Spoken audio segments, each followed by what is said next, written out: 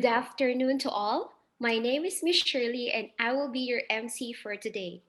Welcome and thank you for joining us today for our webinar about how an IB education brings out the best in your child. Before we begin, I would like to explain about the meeting etiquette. First of all, join the meeting. I can see that you have already really done that. Secondly, we will appreciate it if you could mute your microphone. We hope that this would give you a better webinar experience. Thirdly, please pay attention to the presenters. Next, should you have any questions, please type them in the chat box and our speakers will address them at the end of the workshop. Lastly, when you are called, you may unmute yourself and start talking. We would like to thank each and every one of you for following and observing the meeting etiquette. We are very excited to introduce our speakers today. Our first speaker is Dr. Vincent Chen. He is the principal of Fairview International School, Kuala Lumpur, the top IB school in Malaysia. Dr. Vincent is a winner of a Lifetime Achievement Awards for Education Excellence awarded by the Kingsley Strategic Institute. Our second speaker is Mrs. Lishan Chu. She is an IB parent of a pair of very adorable twins and an advocate of inclusive education. Both of our speakers for today are very experienced in education. Before I pass the screen to the speakers, let's take a look at the 4 questions that we are going to address in this webinar. The first question is, what is exclusive education and how does it impact your child? The second question is, how does an inclusive education benefit your child? Next question is, how do IB programs promote inclusivity? Lastly, how does inclusive education look and feel from a parent's eye? Dr. Vincent and Mrs. Lishan will address all these questions for us today. Without further ado, it is my honor to present to you our first speaker, Dr. Vincent Chen. Dr. Vincent, the platform is yours. Thank you very much, Shirley. Thank you very much, everybody, for spending the time this afternoon on a Saturday to come and join us and hear what we have to share. So I'm going to begin by sharing with you about the story of John. Now, John isn't anybody in any one of these pictures over here, but it's just a picture of kids. And this is a real story, and John is obviously not his real name, but it's made up. The name's made up, but the story is real. So John goes to an exclusive school, and his particular school, he had to work really hard to get there, passing difficult entrance exams and doing his best every day to make sure his portfolio of activities looked the part. Years went by, and in his prestigious school, John became driven by the need to keep up with his classmates in academics, in mannerisms, how everybody has to have the same goal to become famous and rich and powerful. And that was really driving him really hard over there. He was taught by his environment that he was privileged because of his talent, his birthright gifts, that his intrinsic advantage had offered him opportunities that other people could not have. And that's what solidified his place at his very prestigious school, his very exclusive environment. He worked as hard as he could, and while his grades weren't bad, he always felt he had the need to do better because his personal worth was now tied to the status at his exclusive school. Eventually, John became an adult who had major challenges in life. Beliefs like discrimination were natural to him. Discrimination would mean that beliefs that one group of people were innately better than another, that's what discrimination is, then those became natural to him. He had an endless need to constantly drive to himself to be better than others because it was a measure of his self-worth. That he derived relative value from the difference between him and other people. And this caused all sorts of problems. Started with work issues and then family problems as he imposed his psychological constructs on his wife and kids. And finally, he ended up at depression where he saw me. Previously, I was a psychiatrist. So this is one of my cases in the past. This is an example, just a story to set the scene for what an exclusive education has done to one person. And I'll share with you about, exclusive education is essentially any environment or any program that seeks to exclude people and create a customized group of people. So the most common forms of exclusive education are A, exclusion by ability or academics, B, exclusion by wealth status, and C, the worst kind would be exclusion by, racial profile or social networking, that you have to be the who's who in order to get here. Those are the types of exclusive education we see.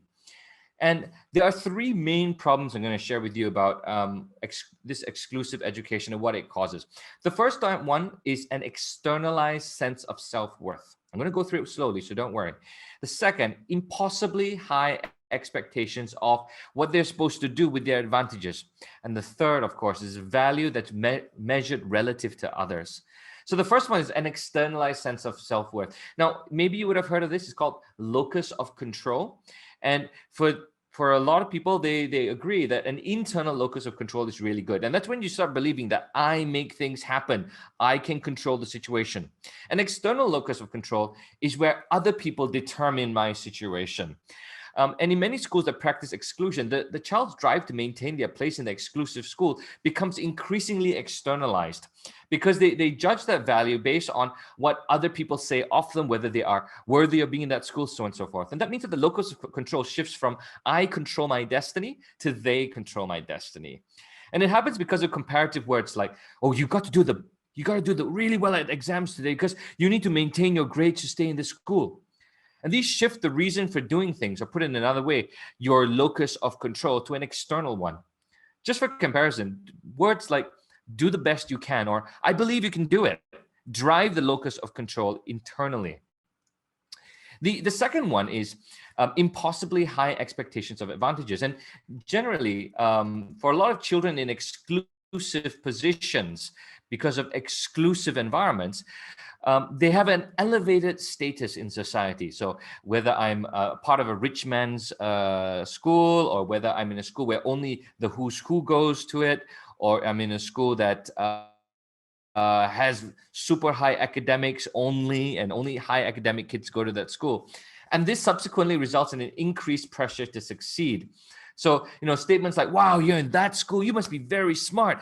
I'm looking forward to seeing you do great things. These sort of expectations get placed upon these kids, and the pressure is incredibly high to meet the expectations of others in these situations. And finally, in many expensive schools, but this is particular where wealth or social networking is the measurement of exclusivity, children experience a unique type of pressure. For girls, the onus on being attractive is incredibly high. Research tells me that girls in exclusive schools were doubly affected by perceived duty. Not taking care of your appearance is just not acceptable for well-off or well-to-do young women. And for boys, they're a little bit different. They strive harder to be at the top. The alpha, the one whose status in society has been earned by possession of command of the room. And this puts boys at real risk of being less compassionate and kind. They can have a low capacity for tenderness in close relationships, and a high capacity for chauvinism and narcissism. And in a recent study, it was found that narcissistic exhibitionism scores among affluent boys at elite private schools were double the average scores of a more diverse sample. Well, now that I've shared with you a little bit about what is exclusive, what is exclusion, the concept, and what exclusive schools can do to a child, I want to share with you about inclusion. Now, inclusion, a lot of people keep saying, oh, SEN, SEN. That's a very commonly misunderstood phrase, because inclusion is not just special education needs. Inclusion is a mindset. It's about welcoming, developing, and advancing a diverse mix of individuals. It's about making people feel valued and making sure that everyone feels they have the same opportunity to advance and make an impact.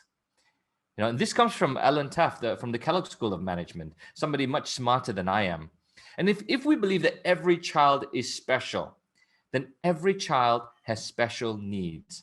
And we need to treat them like the unique individuals that they are. Okay, so now I'm going to share with you about the benefits of an inclusive education. There's three main benefits I can share with you. One is internalizes self-worth by creating a safe space. And the second one is individualized learning can start to happen. And finally, empathy. Now, there's lots of things that inclusive education can do, but I'm going to focus on these three big things as really important so that everybody can understand. And you can take these and practice inclusion in your own families as well. By welcoming everybody into the conversation. So by recognizing each individual as unique with his or her own challenges, not that everybody is on the same sliding scale, some people are better than another because they don't fit the standard scale, then the focus becomes accepting people for what they are, not what we expect them to be. This creates a less judgmental environment and by default, a safe space where a child feels safe. Incidentally, psychological safety was the #1 determinant of a great team, according to Google. And when a person feels safe, they're able to take risks around others, to explore more risky and socially risky endeavors, confident that no one will embarrass or punish anyone else for making a mistake, asking a question, or offering a new idea. Secondly, once you create that safe space, every child learns differently. When they're in an environment where everyone welcomes their uniqueness, they can explore different ways of learning, like kinesthetic learning, or even some difficult memory techniques. If a child is constantly belittled every time he asks a question with a response like, if you don't know that you shouldn't be in this school or this class, I thought you were smarter than that. The whole exclusion sort of concept, those high expectations driving in, they aren't going to want to reveal their weaknesses. They aren't going to want to try. In an inclusive classroom, students feel free to seek help, fall down, and get back up. Your child learns by constantly venturing outside his comfort zone, to explore new things, to wonder. And he can only do that effectively if he feels safe to do so. And finally, developing empathy. It is so important, this, by shifting the focus from how you are better than other people to everyone is unique, accept them. Children are encouraged to invest time to understand others.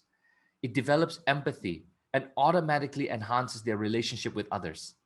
By seeking first to understand, the world is no longer a place where they seek to take advantage of situations by gaining the upper hand over others, but a place where everyone has their individual challenge.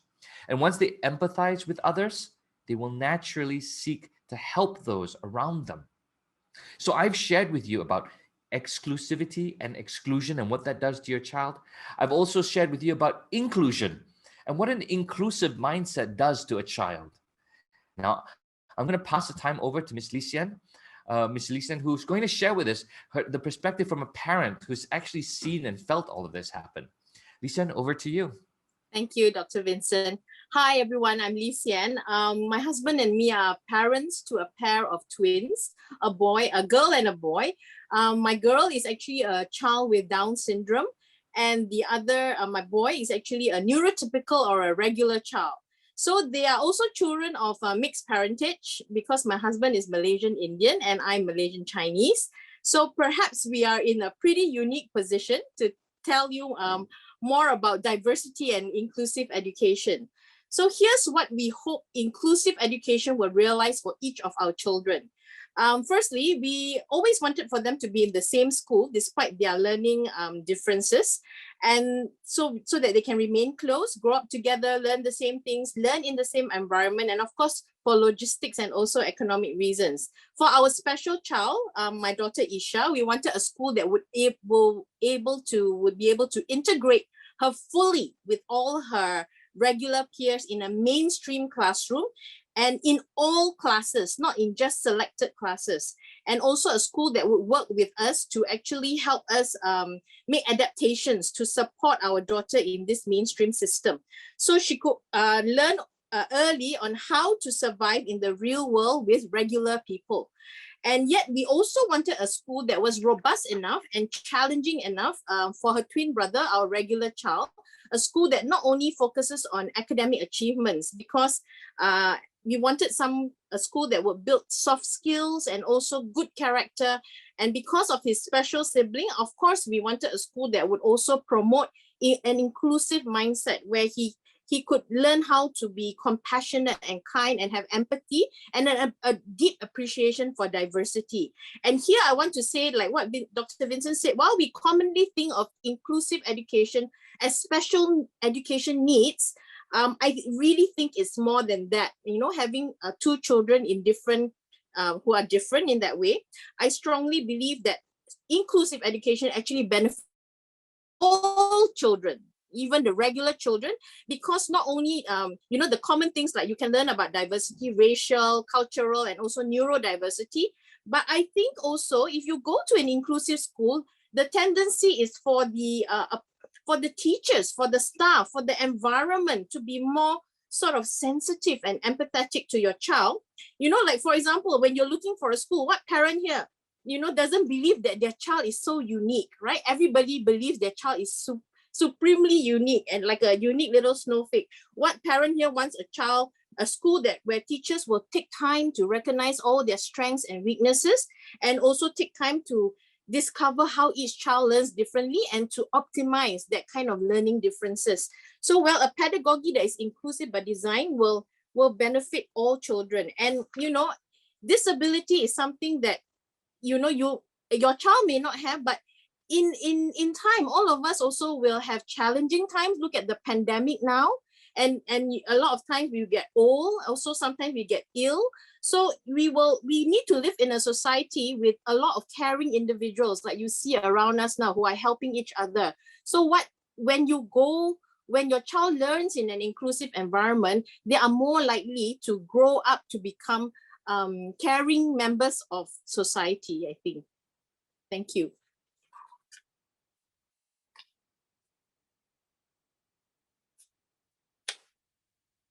Dr. Vincent, you're muted. Sorry. That sounds like one of my Zoom classes, actually. You're muted. It's, oh, so sorry about that. Okay, so I'm going to share with you about inclusion and how the IB programs do this. So Fairview International School is a full IB school. So we do only the IB, and I'm going to really chow down on, you know, we know that inclusion is better than exclusion. I mean, you naturally teach your kids how they are better than other people. You're going to end up having children brought up in really the wrong way. So that's the easy situation to understand. And we've also shared about, you know, how inclusion is just better than exclusion. It creates a much better human being, in my opinion, a kinder human being that's not going to judge everybody.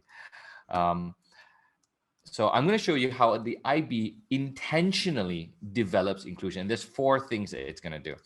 First of all, right at the core of the IB programs is this concept called international mindedness. Now, in a lot of places, you can say, we're international schools. You're like, how do we do internationalism? Oh, we show them flags and fun fairs and foods and fashion and so on and so forth. That's not international mindedness at all. Just giving them some context about what happens in different countries is not international mindedness either. International mindedness is this: the belief that others with their differences can also be right. And I've drawn that definition right out of the IB mission statement. This concept is the polar opposite of traditional education that drills into each child that there's only one right answer in exam questions, or that if you're number 1, then nobody else can be number 1. Or if you're number 2, you must beat number 1. So you have to fight with other people. Your value is measured against other people. Those children end up believing that there's only one right answer to each question. And they also believe that in order for me to succeed, you have to fail. Classic.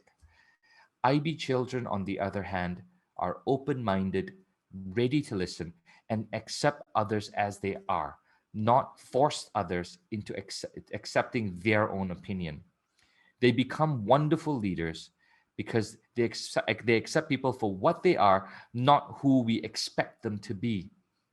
In an IB education, you're going to see lots of touch points of international mindedness. The teachers will purposely throw ethical questions at kids on how can we accept people for what they are during the lessons, not in a separate class, during the lessons. The second reason how the IB does it is creating this environment of safety.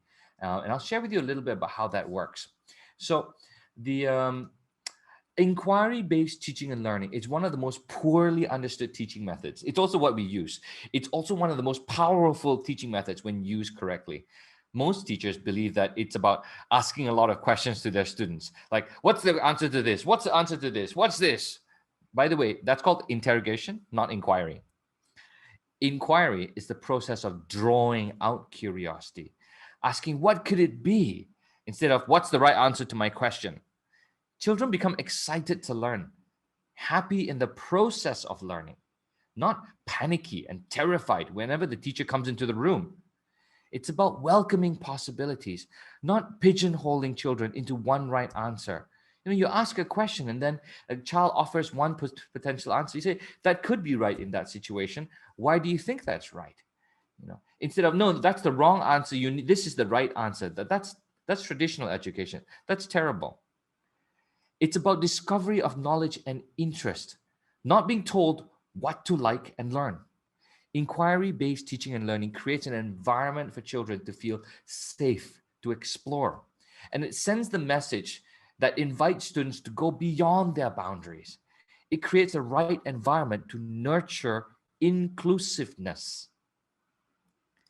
The next thing that we do in classes, which is really important, is differentiation. And it's the process of educating the child where they are, not where we expect them to be, to help the child learn in a way that's appropriate for them, taking into account their uniqueness. Teachers pay a lot of attention to their learning styles, ability levels, language levels, and interests when constructing the educational experience. And as a result, the learning experience and assessments are personalized to a large degree. I don't think even in our education, we can personalize to every single child one by one, but to a very large degree, it's personalized already. And not just on one scale of, just academic scores or how well they can memorize facts for a test, but on many scales, language, academic ability, and even skills of presentation, perhaps. Where a traditional classroom only has one kind of assessment, the paper and pen exam, the IB classroom has presentations and even creating videos to convince a prime minister to adopt solar power. Finally, character development is crucial in inclusive environments. You need to develop this properly, and it's intentionally done, not accidentally done in IB schools. I've never seen any other educational system that so systematically develops character like the IB. Character development is first based around the learner profile. 10 values that we want to nurture, like being caring and principled and open-minded. So every single child the class experiences has value-based activities built into it. So children don't learn about being good in a separate classroom, just like the way morals classes are done, but integrated right into where they are currently learning. For example, when they learn about electricity, the light bulb, and maybe Edison, we introduce a conversation about how Edison actually bought the patent to the light bulb, not invented it, and we discuss if it's right for Edison to take all the credit for its invention, even when he didn't invent it, focusing on the value of being principled. And in biology, we consider how the world's food crisis could be solved with solutions like going vegan or eating insects, and role play with the kids. How do you persuade another person how to take one of these alternative diets, focusing on being open-minded? Character development can be implemented in a separate class to learn explicitly, but it must also be tightly integrated with all aspects of the learning experience to internalize that learning implicitly. That's where everybody misses out. And finally, I'd like to leave you with this beautiful statement by Elaine Hall. Inclusion elevates all. Exclusion seeks to elevate one at the expense of others. And diversity is having a seat at the table. So you're going to have a lot of schools tell you, oh, we got a lot of kids from many places.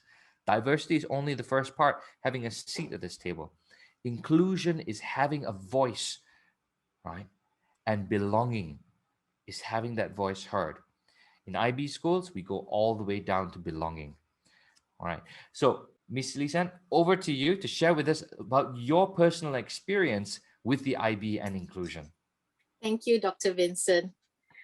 Okay, I thought I'd just share with you my children's journey so you can see what they do in school and what has happened in the last 3 years. This is my twins' first day of school. It was 3 years ago, and what they were like when they first started, they were 5 years old. They started at the Fairview International School in Subang Jaya. Prior to this, we had actually visited 14 schools personally, looking for a suitable school for both my kids, a school that practice inclusive education, and also there is one that is affordable. This is very difficult to find in our country.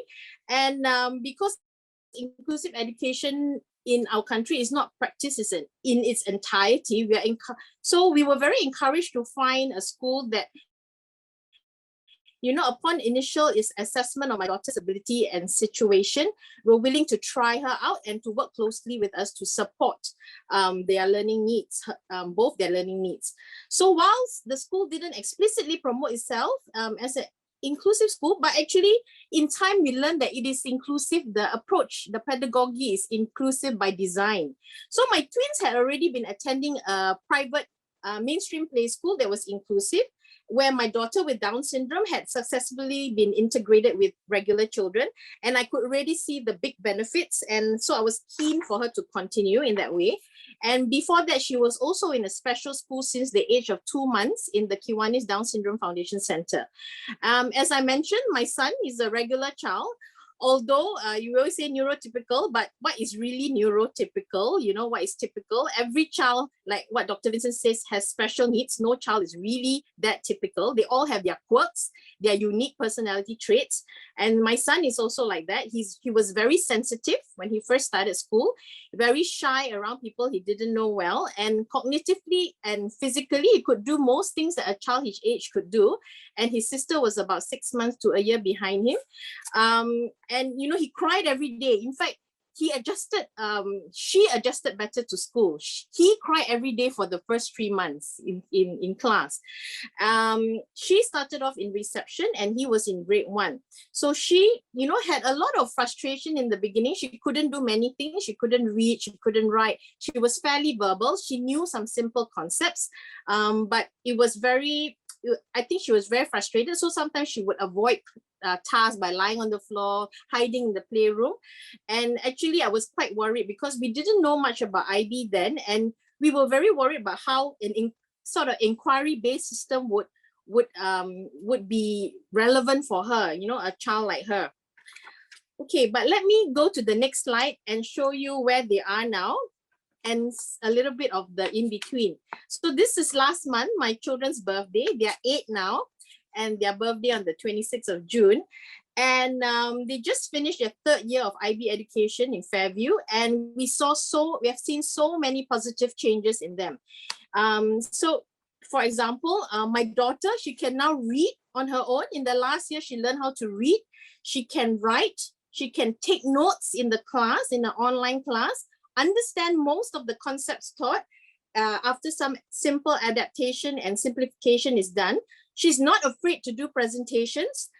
She can perform in the front of a class in a school, and is always game to try new things. And she has surprised us with her understanding of the world. She asks some quite relevant questions that are very surprising to us. She can even play the violin a little bit with some help. And she's very tenacious. She always keeps trying, and she's quite self-driven.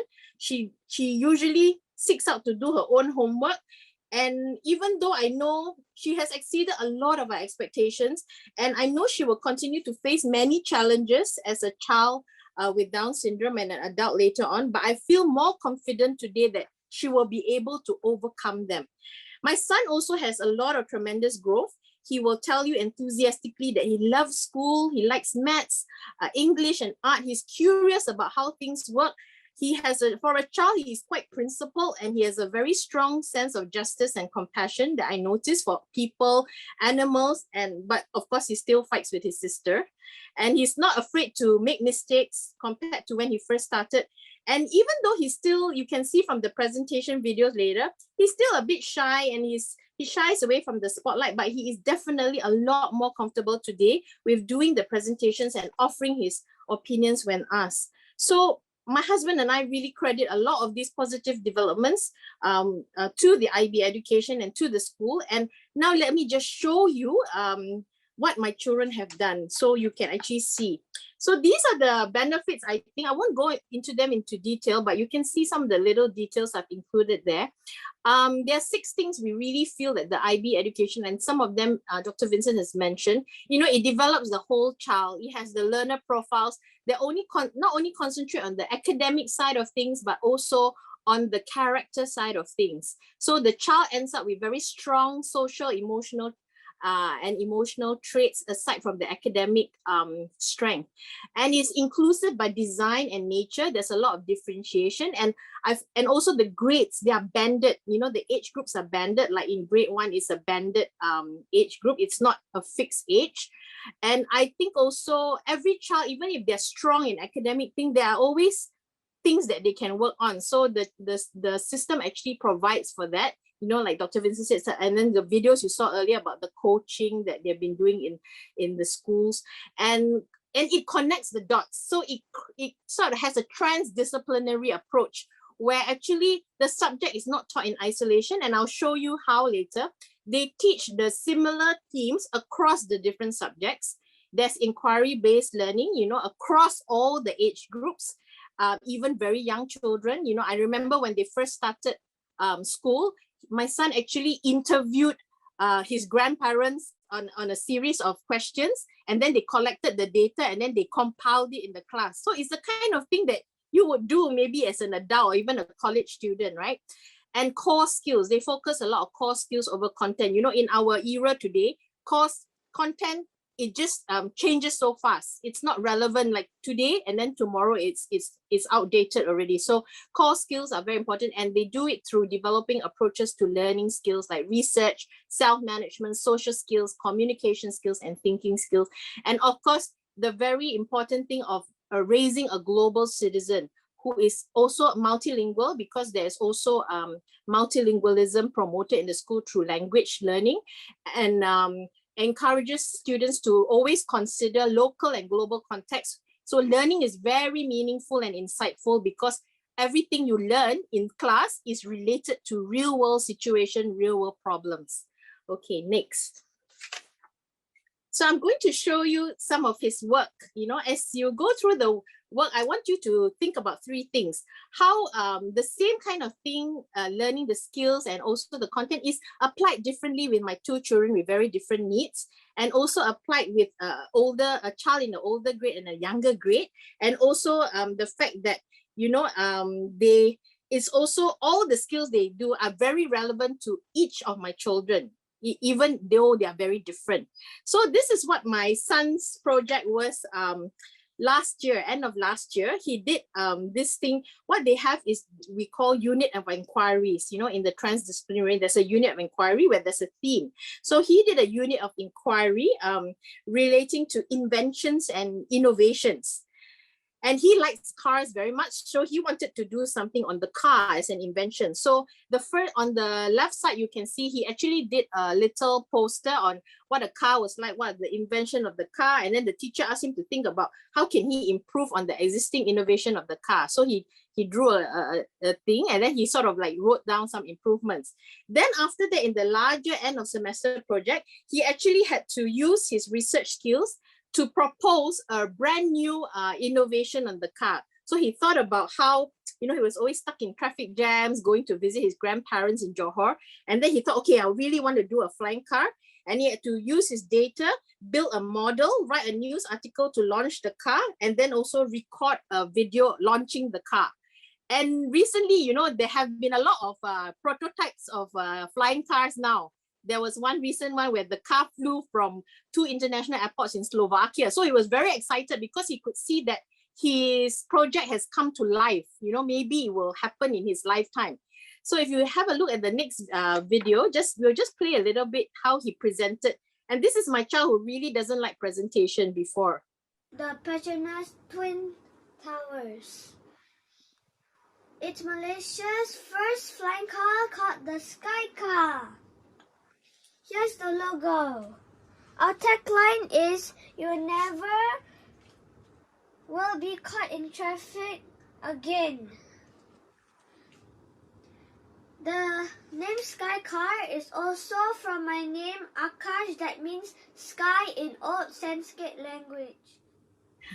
I was inspired to build this car because I will always get stuck in traffic jams when traveling to Johor to visit my grandparents, going to school in Subang Jaya, and moving around the city. The car design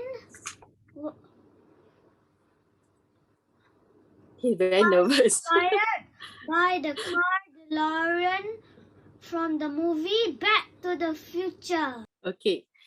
And this is another project that he did last year, also in November, where he actually had to he was studying about habitats and animal adaptations, where to research a chosen habitat, which he chose the polar region and the animals.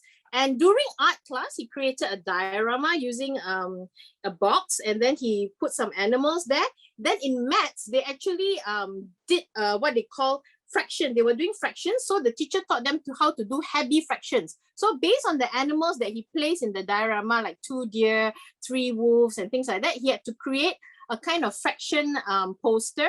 They call it heavy fractions, and then he related maths. So maths came in as data to support his diorama. And then also he had to do a poster and a presentation about animal adaptation. How do all these polar animals adapt to the environment, and issues relating, he had to think about issues relating to human activities, and also the habitat, the impact on the environment, and propose some solutions. And of course, video in the presentation. And this last poster here, you can see here, and where we are in place and time, was his very latest one before he finished grade 3 in June. This chart we did together, we sat down and did together about all the things he learned in the second semester to present in his celebration of learning video.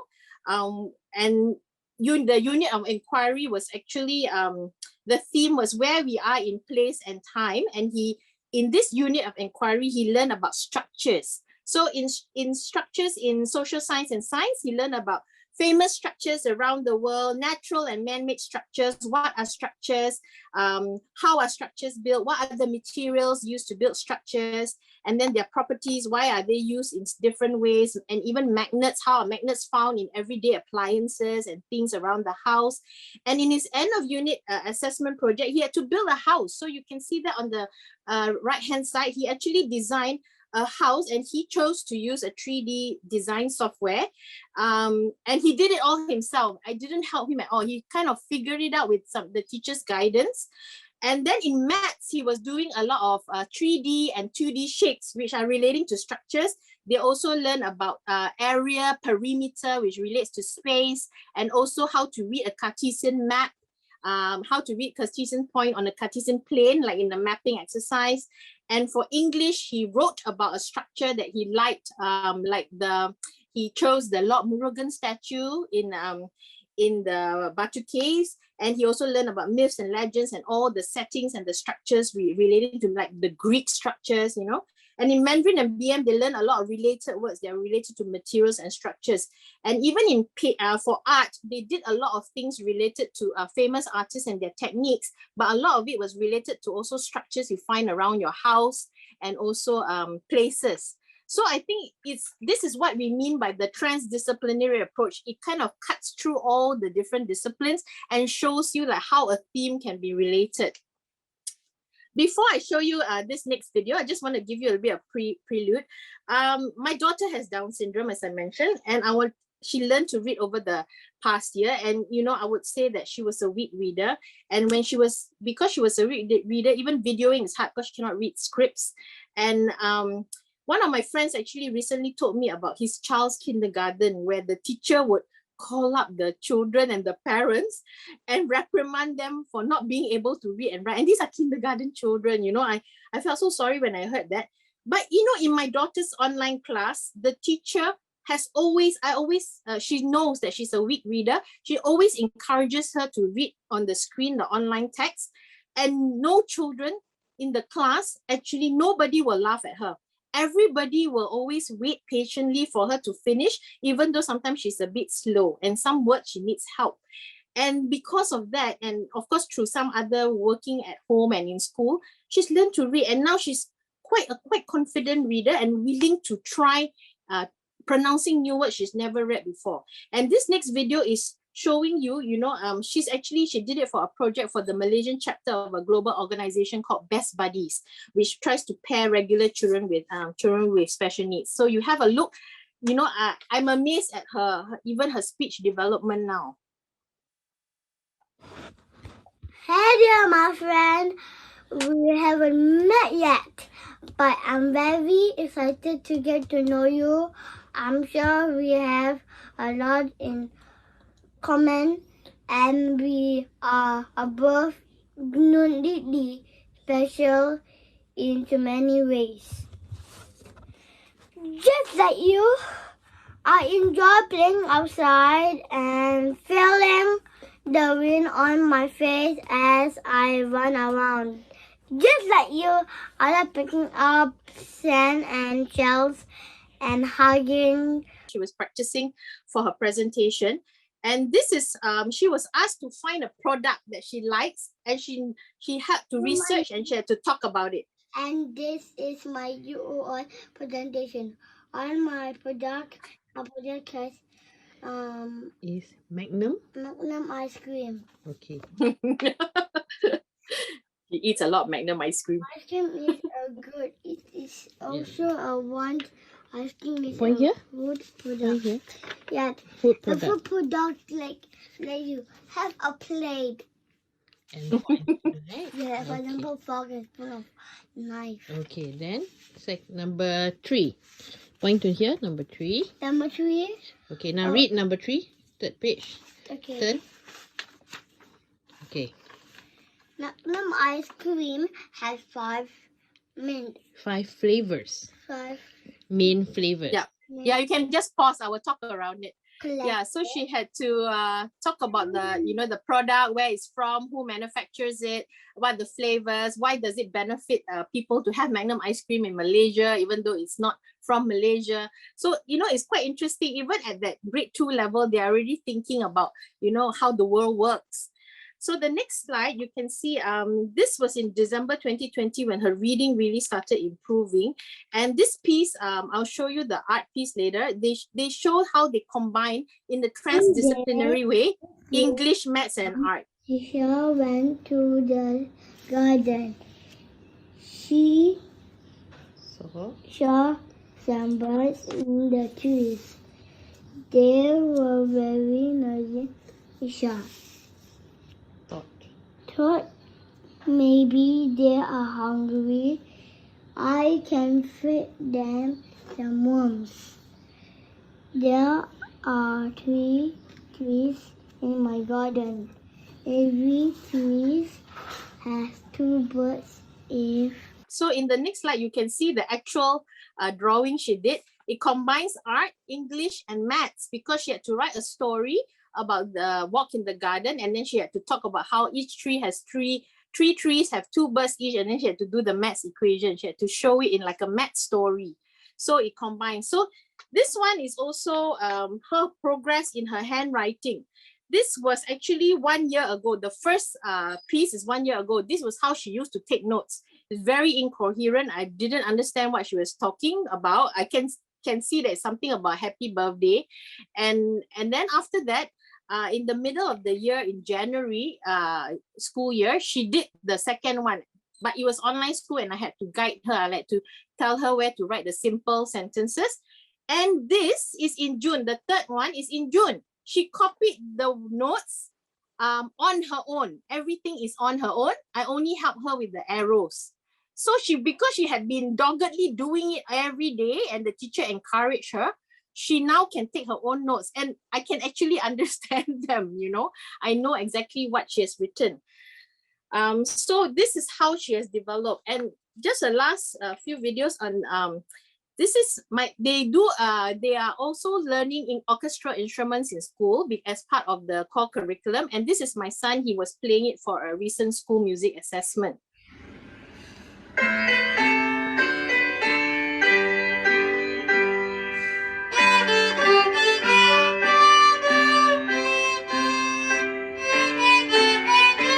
Okay, yeah. In the beginning, he couldn't play at all, and now we sort of help him and we get him to do accompaniments. So he has learned how to be quite goal-oriented, and he perseveres, and he, despite a lot of initial failure in trying to do the recording, he continues. So the instrument itself, of course, learning the instrument is good in its own for entertainment value and educational value, but also the skills that he learns surrounding the learning of the instrument. And then my daughter, okay, you say, oh, how can a child with Down syndrome, she has poor motor skill control, how can she learn an instrument that's like the violin? And today I'm going to play Twinkle Twinkle Little Star on my violin.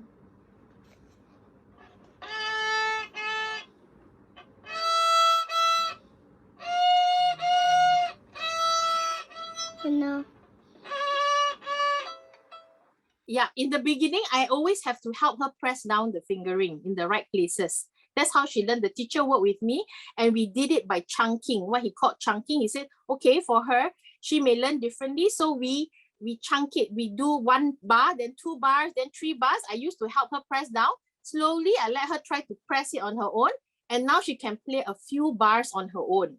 And hopefully by the end of this year, she can play the whole song on her own. So, it's a kind of I just wanted to show these videos to show you there's a different, how they differentiate it and how they can help to adapt and sort of support the child at a different learning stage. Okay, so of course, the next slide, of course, the best gains from an IB education can be obtained if your child is in a full IB school, particularly from a young age. However, I think IB principles are very universal. They are very inclusive by design, and they can be applied at home in daily life. And here are some points I always keep in mind for myself, for both my children, that you might like to consider also applying for your own. For example, we focus on their strengths, but help them overcome their weaknesses. My child, like my son, is good. Academically, he's okay, but he needs a lot to work on other things, the softer skills. So the whole child, the growth mindset. Number 2, we also, we talk about keep learning, and instead of just keeping up, we are not keeping up with others because we are not there's no big testing in the school. We just do assessments. So the emphasis is on my children to keep learning, especially for my special child. And your child now, compared to your child a year ago, you compare. And if that comparison show you that they have progress, that's good, instead of just trying to keep up with others and, like what Dr. Vincent said, the external, local, and you raise a driven collaborator. You're not raising competitors that have to win at the expense of others. Number 3, the third point, you develop all the senses, because the IB school, it focuses on learning through different ways. So not only visual learning and written expression, you learn through listening, hearing, doing, kinesthetic learning. And number 4, also a lot of art. They use a lot of art, and I want to show you these pictures here, because art is not just art as a subject. Art is used as a tool for transdisciplinary learning. For example, that colorful picture you see there is actually my son's drawing, his interpretation of Vivaldi's 4 Seasons. He went through the story of 4 Seasons, he drew it in a piece. He was asked to interpret it in a piece. And then for maths, he learned about angles in the name, in the letters of their name. And then this piece here with the black lines in the middle is my daughter. She drew about what happened, the impact of human activities in settlements. She had to draw a picture on that. And of course, art as a subject, my son was learning about pointillism, and he produced this using markers, the last piece. And also, we encourage children to try new and novel experiences. They take risks, they build confidence, perseverance, and also resilience, through things like learning an instrument and, trying to get something right in the presentation. And the next slide. Also, the emphasis is more on learning by understanding instead of learning by rote. Even my special child, I do not make her learn by rote. I do not make her memorize things without understanding. We just adapt, we simplify, but we never dumb down. and we find a theme that we can find different ways to learn the theme. So there's more sticky points in the brain. My daughter's therapist always says she can learn, but you have to create more sticky points in the brain. So joining the dots is a fantastic way for her to improve her memory on a certain thing. And we relate what kids learn to the real world and real world problems, encouraging curiosity and questioning the norm. In like when they go for walks on the park, they always ask very interesting questions to us. Like my son will say, why do these two birds make different sounds? Can they understand each other? Can birds fly to the clouds? Is it because they won't have oxygen? Can I build a helmet with oxygen for the bird to fly to space, to learn about space? You know, my son will ask a lot of these questions. And my daughter, she may not ask very sophisticated questions, but she still asks a lot of why. She may look around her and repeat the Chinese words, the BM words, the English words to things. She also learns a lot of concepts in school, like life cycle of a butterfly, a frog. She will link them to things she sees outside. So I hope I have an emphasis of the mastery of core skills, of course, as we mentioned before, because core skill is useful, especially in college and even for special kids. You know, it's something that all kids need, and global citizens. So I hope I've given you a fairly good idea of how IB education works for your little ones, and how it has really benefited my kids, and how it's been able to offer good differentiation and related support for their very, very different learning needs. Thank you. Thank you, Dr. Vincent and Ms. Lishan. It is indeed a very meaningful webinar. We have a better picture now on how we could apply the IB concepts at home and in school to fully develop our children, grow, and become a lifelong learner. Now, our speakers are open to answering questions from our participants. Dear participants, please feel free to type your questions in the chat box or unmute yourself to ask your questions directly. Shirley, I think maybe we can go through a couple of the questions already put over there. Like I'd love to hear Lisian's opinion on some of them. So Lisian, there is a question particularly about from El Yanti. How is the school adapting to the online environment to continue to make learning inclusive? I think, like what I said, usually the teacher takes great effort to always include my child in the conversation. Like they don't single out anybody. They treat her just like everyone else. And I think when there's an opportunity for her to work on something that she's weak at, like reading, then they will call on her to read. And everybody, they will encourage everybody to encourage her also. So I think and also, I think the way the online school has been structured has been very good. Even though the students are now all online, there is no, the transition is very smooth. They're still learning in a very robust way. And after school, they usually have some hotlines. So for children, I think there's a very good way. We structure the way that the school has done it is they structure in short periods, like 40 minutes. They give them a break, 40 minutes, then there's a morning break, and then there's a what called brain food break later on in the towards noon. And then after that, if students still cannot cope and the teacher knows that certain students are lagging behind, or maybe they're not getting enough support, because now online school, a lot of parents are working also, they need some support. They usually ask them to call in during the hotline. So my daughter has used this hotline a couple of times to help her, so that I don't have to sit there with her. The teacher is sitting there with her, supervising her, like one-on-one, or 2 kids, 3 kids, just a few of them. They're doing the homework together. So I think there was also another child that was in my son's class that was on the spectrum. She was also using this hotline a lot. And not just special needs kids, there's a lot of regular kids need support too, you know. And as a parent community, I think we are also supportive of each other. We try to help each other to catch up with, we catch up with each other on what our children are doing. So I think that also helps a lot. I'll just expand on that a little bit, what we do during the online classes. So one, the learning has not stopped.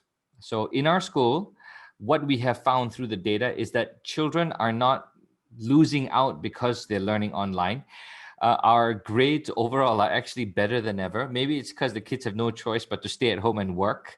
that they have to learn. But grades wise, the kids are not not losing out academically year on year. We're actually doing better. The last 2 years saw our highest ever IB's diploma scores. And across the board, I can tell you from the data, because I see it, all the kids are doing really well, actually. Whether it's us focusing better or doing better. The other thing is that this hotline and tutorials is a really interesting thing that Lisan's touched on. So a class is typically 1 hour and 20 minutes. So the teacher does stuff for 1 hour, and then we leave the last 20 minutes of each class to what we call tutorials. So we use two words, tutorials and hotlines, okay? So the last 20 minutes becomes the tutorial where, let's say Miss Hardas was my teacher and she's taught for 1 hour. And the last minute she say, Vincent, you and Johnny, two of you stay back because I could look at your eyes just now, and both of you look like you didn't know what I was talking about. So you stay back and I want to check on you now. So during the last 20 minutes, there's that opportunity for students to catch up immediately and not fall off the wagon too long. And then if you want to drag it a little bit further to the end of the day, if the kids go back and they're reading the notes and like, I really don't get this, then they simply, the hotline, like the links are up there. So they're like all these virtual classrooms. They just jump onto the link because the teacher's sitting there waiting for them from 2 to 3:30 to just jump on and say, hi teacher, can I ask you something about this? And the teacher's just sitting there waiting for them to come in and ask any question they want. So that personalized sort of effect that we've created using the hotlines and the tutorials has really, really made a difference. And I think it's both good online practice and good face-to-face practice. And it's very likely that this is a practice we'll bring across into our physical classes once we go back as well, because it is a really powerful technique of making sure all the kids, no kid is left behind, essentially. So thank you very much for elaborating on that, Lisan. No problem. Thank you, Dr. Vincent and Ms. Lishan. We have another question here from Ms. Arya. Why would you recommend the IB syllabus over IGCSE, and is it more inclusive? Oh, okay. So I posted like this. Surely you helped me post this giant 10-point thing over there. So I was like, okay, if you really want me to answer that, I'll put all of it down. I'm a parent and I put all of my 10 points over there. Why I like it. So one of the things that most people won't know, I'll explain that one. I won't bother with the rest. Most traditional education systems, when they come and check on the school to see whether they're doing well, they check on the what of learning. Are you using the right syllabus? Do you have enough teachers? Do you put in the right amount of time? And are your exams correct? This is what typically happens when they check a school. With the IB, they're less concerned about that because you better have that covered. That's like the given. If you can't do that, don't be a school at all. That's silly. But what the IB does, it says, how are you teaching? Let me see your lesson plans. Did you use the right technique? Do your students like you, and do your parents think that you're doing a good job? So they actually go into the how of teaching very intensely. They scrutinize everything. These guys are pit bulls when it comes to the evaluation. And they really go into each teacher and say, how are you doing it? Are you doing it well? Are you teaching properly? So they focus on, are we teaching and learning properly?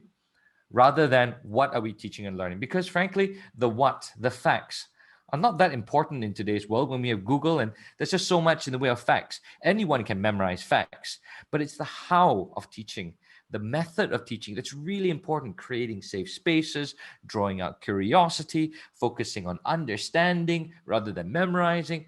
Those things are really important. And that's one of the things I love about the IB. That traditional education will never, ever catch up with because, well, they don't have it built into the system, frankly enough. It's just not there. So no matter which traditional education system you have, some schools in traditional education, like they do CIE, they will try and do a good job and teach well. But the question is, what standard are you teaching well to? Because I don't know what standard you're doing it to. I know for a fact that every IB school out there has this standard. And this standard is very high. It is furiously high. So I know as a parent that the standard of teaching and learning is of this standard because the IB comes and checks every IB school to know whether the teachers are teaching properly or not. And that's what traditional schools cannot do because they don't check like that. They don't have those kind of standards by comparison. Yeah, so there's other questions. Puberty, an interesting question by Ellen. How does Fairview support the children as they go through puberty? This is a simple one. We do sex ed conversations and then puberty conversations, consent conversations with the kids. It's part of the pastoral program, not necessarily IB specific, frankly, but this is what we do in Fairview. We're well ahead on that one. Okay. Thank you, Dr. Vincent. Okay, we also have another question from Mr. Saroff. Does Fairview offer SPM or purely IB? I'm considering SPM for future scholarships provided by the government, which recognize only SPM. At the same time, I'd like my daughter to be taught in an environment, vision, and objectives, such as Fairview. I think that you need to check the specifics of the scholarships, and I do believe that the government scholarships, or I'll just say local scholarships, yeah, not necessarily government. There are a lot of local scholarships that recognize the IB qualifications. Why do I tell you that? There is the the largest IB diploma group in Malaysia is in Seremban in Marabanting, where they have about 250 of the Malaysian scholars sponsored to go there. They don't know how to recognize their own scholars. I don't know how to help already. So definitely, I know that they recognize it. Just look for it on the scholarship form and ask them, look, do you recognize the IB? I'm pretty sure that they will, because even the government has its own scholarship program down in Mara and 250 is a very large number, by the way. They're one of the biggest IB cohorts in the world at that size. They're very big. So that's the scholarship question. Yeah. Thank you, Dr. Vincent. There are another question from Ms. Elianti. It's the question number 2 and number 3. Would you like to elaborate it more, Mr. Vincent? I think, Lisian, what did you send your daughter in at reception? Yes, she studied at reception. I'm not sure how it's like. Of course, reception also is it's also done in the IB way. I remember when my daughter was in reception, she focused a lot on core skills also, like phonics. She did a lot of phonics, jolly phonics when she first joined. And she also still learned about things about the world, but at an age-appropriate way. I don't remember exactly, but she was still doing things that were age-appropriate, but yet still applying the IB principles. So I would say that's how it's different, because I think in other maybe in other traditional system, they usually, unless it's more Montessori, usually a traditional school, I think, will focus on very didactic teaching. They will teach the child like this is like this, and then you learn, and then it's very one way sort of thing. But even when she was in reception, I remember the teacher used to ask questions, and then she would, and then they would sing songs. They were still learning Mandarin and things relating to, like, their body, things that are immediately relatable to a small child. That is not so sophisticated yet or complex, but things in their own surrounding, my family, my body, my body parts, and then it will still be linked in the cross-disciplinary. And maths is, of course, very limited. It's just numbers, right? So that's how they would do reception. And then the shy, quiet one, I think, yeah. But like I said, in an IB school, I guess, because of the differentiated learning approach, the teacher is by default have to be more sensitive to the strength and weakness of each child. So they will pay more attention, instead of trying to standardize all children. They take time to sort of like bring each child with the different strengths back into the conversation, and try to sort of mitigate. Like in my daughter's class, there are children who are very expressive, they like to talk a lot, but sometimes they're weak with follow through on work, writing, they don't have the stamina to do the writing. Then the teacher works on that. Or like my daughter, she likes to doggedly take notes, but then sometimes she's not good with the expressing part. Then, we work on that. So it's a kind of, the teacher will be able to identify. And because of the report, the assessment reports are very detailed with the rubrics. We know exactly like what are the things she needs to work on. Even personality-wise, like my son, he's not good at working with other people at this moment. So that is something where it's an ongoing work in progress for him. He's good at giving his opinion now, but he's not good at collaborating and negotiating with other people to help other people see why he thinks is this, and then the other person he tries to bulldoze his own opinion through. So he's working on it. Yeah. That's a good one. The common perception is that in inquiry-based classes, because it's very discussional, if you don't talk, the perception is the extroverts get a lot more out of the environment than the introverts. First of all, extrovert, introvert, I think every child has a bit of both. And what I tend to find is the label isn't helpful. Because the moment you start labeling somebody as an introvert, they start to change themselves to accompany that label. So Yeah. first thing is I'd recommend don't use those labels on kids. There's so much they're going to develop into. Better not start on that one. Some children are naturally more quiet, and some children are naturally more loud. That's also possible. But what I tend to find really in practice is every child has a story to tell. The only question is, do they want to tell you the story? And if you don't know how to make that child feel safe and you don't know how to get them excited, they're not going to tell you the story. And I think that last principle is way more important than the labels of extrovert and introvert. If you can get a child to trust you and get them excited about their story and value their story when they share it, the next time you ask about their story, they'll share it with you. And that's really the whole of it, really, when it comes to kids and talking. I don't like the introvert extrovert label that a lot of popular psychology has been thrown around a lot. I don't think it's helpful. Actually, there's the other question about basketball. Okay, so the IB itself doesn't focus on sports. It doesn't become a sports-oriented curriculum. That's not it. The IB believes in well-roundedness. So the kids do learn sports, but in the IB, we don't learn. I don't know about you, but when I was in school, PE was just like, here's a basketball, go play. And it was really terrible. Like, just go play. Here's a football. Half of you go play football, half of you play basketball, girls go play volleyball or something like that. And it was the classic stuff we did.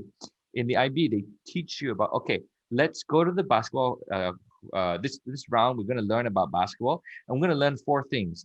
About dribbling, we're going to learn about shooting. We're going to learn. So they go into the technicals and the specifics of basketball, not just go play. You'll find that all of our PE lessons are really like that. Now, that does mean that the kids don't sweat quite as much like in the previous days, because in the previous days, you just jump out there and sweat like crazy. So after that, in CCA, they have the opportunity to join the basketball club, or if they're really good, join the basketball team, which our school actually sponsors a lot of the team for their competitions and stuff like that. I mean, pandemic, yeah, sure, it's not going to happen, but when school starts again, they'll get that opportunity. We've got a basketball team, football team, swimming team, badminton team.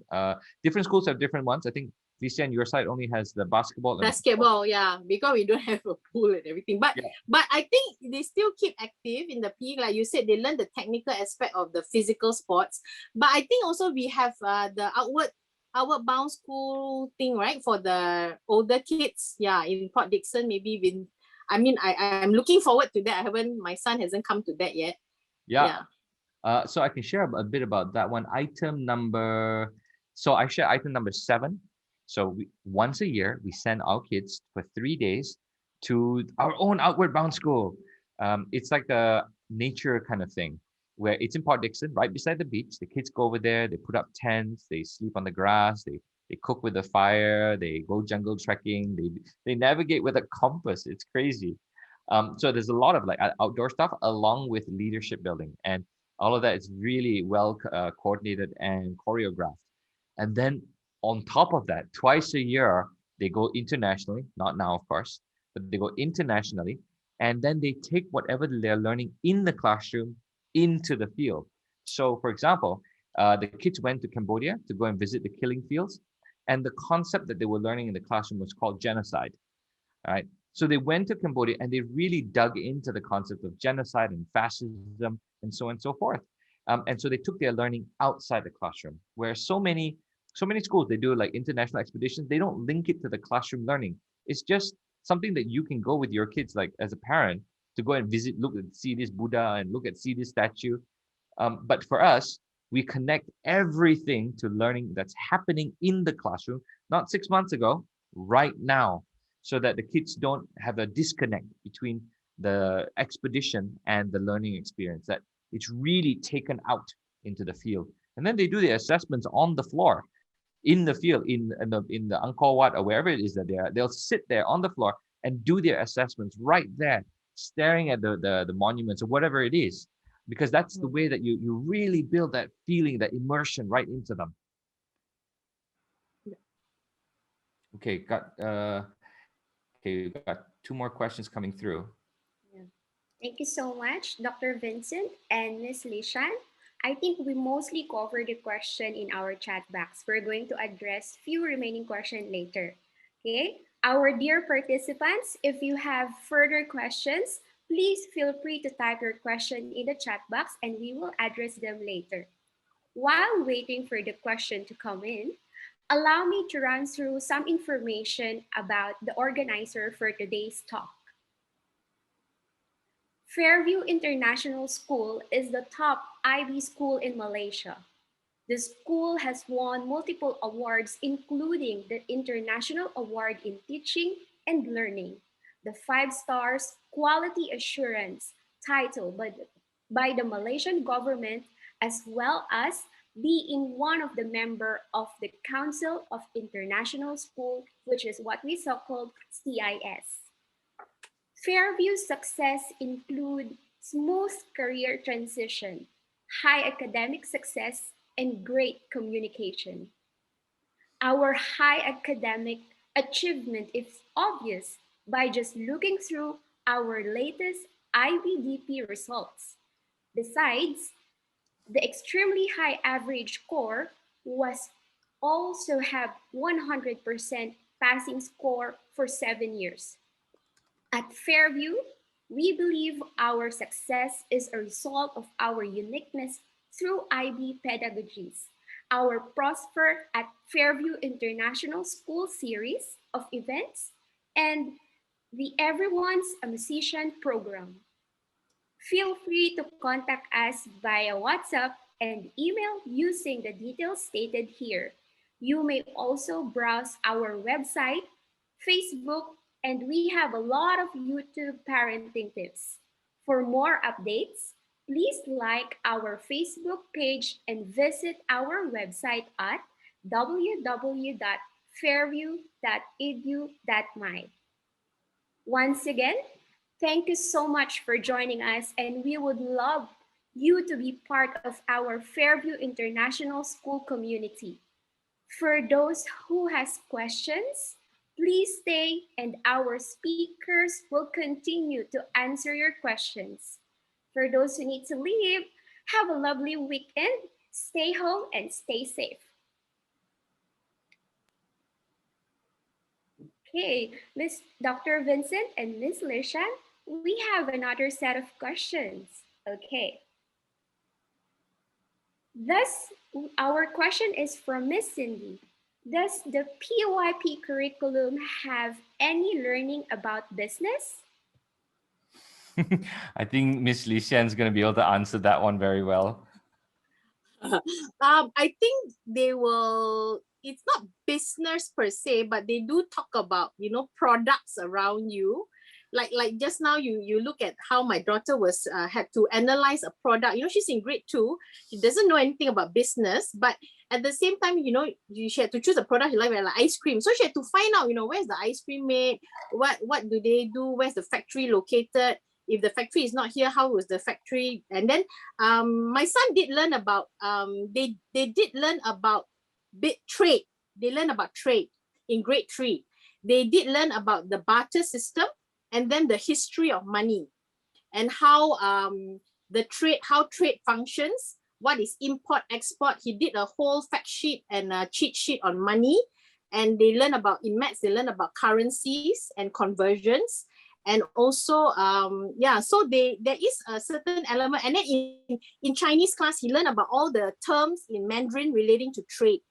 So they do learn very basic, not the way you would say like money management kind of trade or like really big business, but they have some unpacking of some elements relating to trade. What is barter? How did money evolve in the history of money? So they do go into that. And then in English, they learn about the Silk Road, how how people travel the Silk Road to trade products and the evolution of that. So there's some interesting elements relating to trade.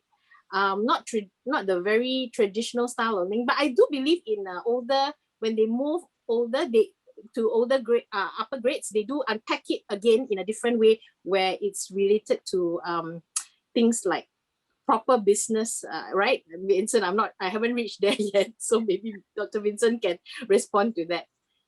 No, later on, they do other things with money and Yeah. get more specific with things in social studies. But I think, I think it's what you've described is really appropriate. It's actually the basics of business that gets shared in the PYP, the primary years, because I don't know what the rush is with people sometimes. Like it's not necessary to go that fast. Kids need to stay kids, to enjoy the world, to explore it in all its craziness and wonder. They will have to learn about money at some point. Yes, we do that in the later years, but not in the primary school, not that heavy. But they can wait for that. It's okay. Thank you, Ms. Lishan and Dr. Vincent. It's really impressive at their young age, they're learning trading already. Okay, next, we have another question. What age groups do the students go to OBS camp and international camps? That is question from LN. They start in primary primary 4, if I'm not mistaken, all the way up to the diploma program. So primary 4, it really depends. The age groups can really vary a little bit. If I'm not mistaken, it's somewhere about 8 years old. Yeah, is our youngest at primary 4, and that can range up to 10 years old as well. 8 to 10, yeah. Yeah, we call them our Port Dickson camps, not OBS. OBS is a trade name for outward bound school. It's just that most people know that word. That's why I use it. All right, thank you, Dr. Vincent. Next, we have another question from Mr. Sarah. Thank you for your reply, Dr. Vincent. Another question. This is my first exposure to IB program. My first 2 children did IGCSE and SPM. They both eventually completed their A levels. I'd like to know if IB is acceptable to all universities, especially in UK and Australia, or only certain universities? I think the easy way to say this is the IB is probably the world's most highly recognized pre-university program out there. Yeah. If you take a kid who has done the IB and a kid who has done the A levels and you fire both of them at university, I know which one the university is going to prefer, and that's the IB. Now, if you want to know the specifics about the IB, we actually do a DP talk very specifically to explain why I make such a crazy allegation that the IB is more recognized than every other qualification, including the A levels. But I'll give you one statistic. Out of 100 students, A-level students that apply to the top 20 universities in the UK, 22 will get in.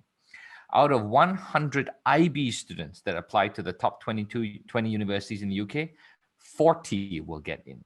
That's a fact. All right. And that tells you IB students are getting in at double the rate of A-level students. Now, draw from that what you need to draw. That's factual information. And if you can do that in the UK, where the A-levels is from, imagine what is going to happen in Australia, in the US, in Canada. They all love the IB. Including Europe right now, and Singapore loves it as well. Several of their elite colleges have all shifted out from the A-levels into the IB, like ACS and SOTA.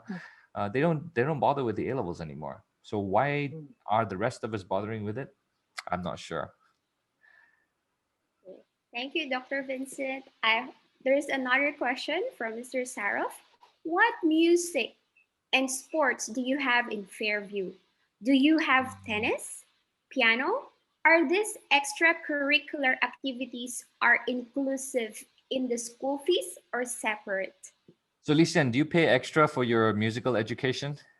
No, my children learn violin. I think the short answer is they learn orchestral instruments because they need to learn how to play individually and also in an ensemble. And I think orchestral instruments also tend to be a little bit more difficult to pick up also. So I think the skills that they learn, the core skills that they learn surround relating to picking up an orchestral instrument is very valuable for them. So no extra, but you know, I do send them, you know, for extra piano lesson, but the violin really helps a lot because it kind of like complements it. So it's up to you. You can do the extra if you want, but you don't have to. It's all inclusive. Yes. Yeah, you can learn the piano Right. anywhere Thank you want. so much. Thank you, Dr. Vincent and Lucien, for the explanation. Very insightful. I'm surprised to know that IB is well acceptable in Ivy Leagues as well around the world. Yeah. That's news to me. Yeah, you can go. Zaraf, you can go to the IBO organization website. They will even have a lot of testimonial videos of deans from Ivy League schools who tell you about why they prefer IB. They are videos of them. So you can check those out. Yeah. I'll definitely consider for my daughter. Thank you. Okay, thank you. Thank you so much, Mr. Saro, for your questions. Okay, if you have any questions, please, our speakers are still ready to answer all your questions. I think the asked question about sports, right? Sports that you have just now. I think Dr. Vincent said we basketball, we have swimming, we have, is it football? There's some football, football also, and tennis. You don't have tennis, do you? No. Sorry, that's one of the we try to focus on like big group activity sports rather than the individual ones, because we're really trying to develop that sense of teamwork in our kids.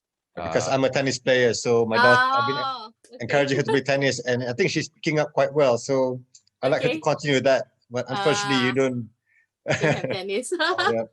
Yeah, can't have everything. Sorry. Okay.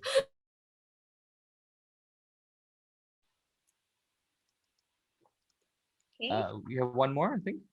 I believe, thank you, Dr. Vincent and Ms. Lishan. I believe that is the last question. No, we got one more. Ellen just put one more. Oh, okay. Do you wanna just ask that straight off, Ellen? Maybe unmute yourself and ask it. It'd be nice to hear your voice. Okay. Ellen. Okay. Never mind. I'll just go through it. Yeah, I can help. Okay, question from Ellen. What is the focus in MYP? Higher grade years normally become more specialized in subjects. Is it still very much cross-subject? So we have three terms that we need to understand. The first one is called disciplinary. It's where you learn math as math and don't connect to anything else. Math is math. This is called siloed learning. This is a problem of all companies. You know, like the marketing department doesn't want to talk to the finance department. It's because they don't believe that they need to connect with anybody else. And the problem actually starts in school. We learn math as math, English as English, and neither the twain shall ever meet. Okay, then I'm going to teach you two more words. And these are tough words, but follow me a bit. Transdisciplinary and interdisciplinary. Very easy to understand. Transdisciplinary means that we connect all the subjects at the same time. Okay, that's trans. And interdisciplinary means we connect 2 or 3 subjects at the same time. We do transdisciplinary in the primary years program, and then we do interdisciplinary in the middle years program and the diploma program. So what does trans mean? Lisan, you had one example. I'm going to give another one. Yep. The theme is about, hospitals maybe. Okay. So we're going to learn about hospitals, and when we learn English, we'll learn descriptive writing about, okay, what do you see in the hospital? Imagine you're in the ER, do a descriptive writing about that. Okay, in math, okay, if the doctor can see one patient every 15 minutes, and there are this number of people coming in, how long will it take for him to clear the list? So again, connecting to the same theme. We can even bring in social sciences about, oh no, the doctor has a problem about deciding on who to operate on. How does he make that decision? How much does each cost? Do we understand the dynamics of hospitals and the nature of the medical insurance industry and how everybody can't pay for things? So that'll be an INS conversation, and totally easy to connect Mandarin or BM into that, or arts into that. So that's transdisciplinary, connecting everything through a common theme. The common themes you like to use are who are we in who am I? Where are we in space and time? Then there's a couple of other Key how we theme. express ourselves and how the world works, how we organize ourselves and sharing the planet. Thank you, Lisian. I'm not so familiar anymore. No, it's okay. I'm reading off a list. Yeah, so transdisciplinary connects all subjects simultaneously, and it teaches our kids not to be siloed. Now, interdisciplinary is different. In the middle years program, they connect 2 or 3 subjects at any one time. They don't connect all of it because the information is a lot more technical and much more complicated. So they have these things called IDUs, interdisciplinary units, special subjects that every child goes through twice in a year, where they purposely connect 2 subjects together. So the lessons happen simultaneously. The teachers jump into each other's classes. The assessment requires the use of both kinds of knowledge at the same time. Just think geometry and art, where they start using, there's a certain art form, they use a lot of shapes as well into it. And that's the classic one I remember they do in the first year of middle years school. That's an art and math connection. Then they do a lot of other things like the science and the English connections as well. Great subject connections. And that's how they connect these 2 dots together. I have a big gripe about people who teach subjects alone individually, because that teaches kids math is only used in math class. English is only used in English class. I don't need to use English in math class or science class, yeah? So grammar is not important when I do English. And when you go to work, it obviously doesn't work that way. Life is all messy and mixed up. So why are we separating it? So fantastic question, Ellen. Love that question about, bringing out the transdisciplinary concepts over there. Beautiful. I can give you another example. I think like if you did world leaders, literature, you can read biography, and then data, maths, you can study data on world leadership. And then for science, you can talk about nature or nurture. So it can be like that also, right? Yeah. The interdisciplinary kind of thing. That's what my older parent told me. So we have one more question about how are children assessed in each grade? Oh, okay. Right. Let's do this one as simply as possible. If I gave you an art piece to do, and you say, draw a house, and you gave me a house drawing, and then I gave you a 70%, which is the classic way of grading in the traditional education systems. Do you have any idea what 70% means? Like, what is 70%? What am I supposed to do with that? If it's 70% good, 30% bad, what is that? It doesn't make any sense. But if I gave you a rubric, so that's kind of like a table, which says a 1 is like this. A 1 has to have outline of a house. With a 2, you draw a bit of the sky. With a 3, you have the picket fence in and the colors are in. 4, you add the shading. And then I gave you a 3. Then you look at this table and you say, oh, I got a 3. I didn't do the shading. That's why I didn't get a 4. This is called a rubric, right? And a rubric is how we assess across all of our subjects. We don't use percentages because they don't mean very much. And that's very, very important concept that we use that is very important for parents to grasp. Why do you allow your children to be marked on a 1 point, 2 point? Does that actually mean anything? It's too granular. It doesn't come together in a meaningful way.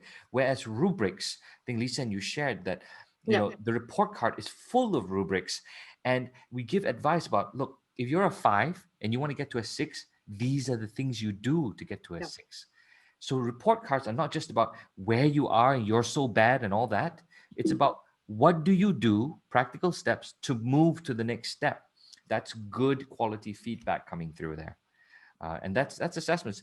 Typically, the assessments very informed. They have a written assessment in each grade twice a year. So it's paper and pen still. We don't do away with that.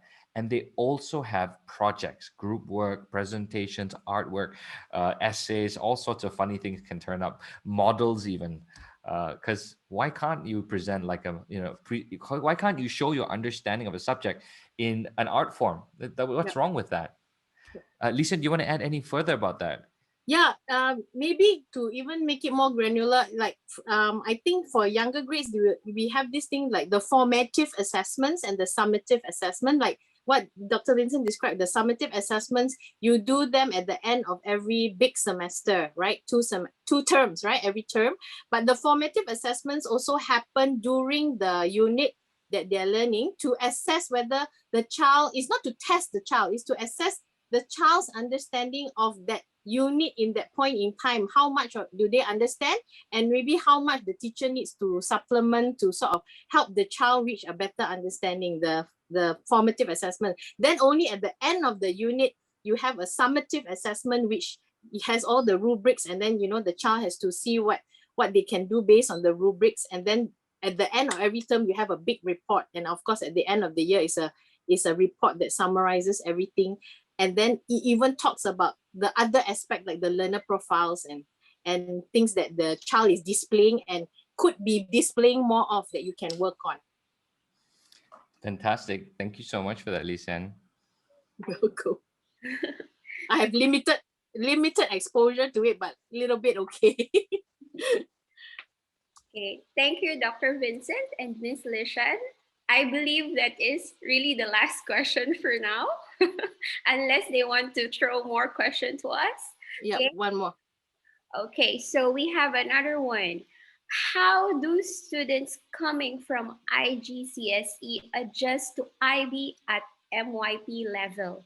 What kind of typical challenges that they faced have you observed? That is a horrible question, because I'm going to have to share about what's the problems that I see with traditional education. The biggest problem we see is the child comes to class and he cannot grasp with the fact that there isn't one right answer. They get very irritated because of that. They're like, teacher, but what's the answer? Well, what do you think is the answer? Show me your thinking. No. Just tell me what is the right answer. You know, the one where you get 1 point from? No. Just show me how you're thinking about it. I want to hear your thoughts. No, teacher. What's the one right answer that gets me the 1 point? Like, a lot of kids can't get beyond that. Or, teacher, what do I have to memorize for the exam? Which pages do I do? No, I already shared with you the PowerPoint. I've shared with you the concepts that we need to learn. You have your notes. We've written down the key concepts. You need to study around those and really understand those. No. Teacher, which page of the textbook do I have to memorize? Okay, that's another classic problem that they have. And then the third one, I remember this very clearly. Dr. Vincent, your teacher's a bad teacher. I said, why? During the revision time, the questions that he went through in there, it didn't come out in the exam. I sat to myself thinking, are you mad? What is wrong with this situation? Of course, if I gave you the questions that's coming out in the exam, isn't that called cheating? But then I thought back to myself, wait a second. That's what I went through as a kid, right? These are all the classic bad habits that have been drilled into our kids for 10, 11 years of their life. And then you send them over to the MYP and I've got to untrain them with all of these horrible habits. That's the big problem. To get them to let go of one right answer, to understand that they're not, let go of the false security of memorizing a couple of pages for an exam, to let go of the expecting of the cheating, that artificial forced examination preparation. These are the three big bad habits that the kids really find it hard to break out of. Typically, I'd say most MYP kids, they take about 6 months to break out of it. Most of them, 6 months, they can break out of it. And thank God when they do, because if kids have to grow up for the rest of their life with these bad habits, can you imagine what would happen to them as adults? Hey, boss, can you tell me what's the answers on the big presentation with the client? The boss will fire you on the spot. Hey, boss, what do I memorize for the product manual? Which pages do I read? Oh my gosh, boss will definitely fire you already. So none of that makes any sense in the real world. And those are the things that really, they're the biggest problems that we see for kids transitioning over from the middle years program. Yeah. Okay.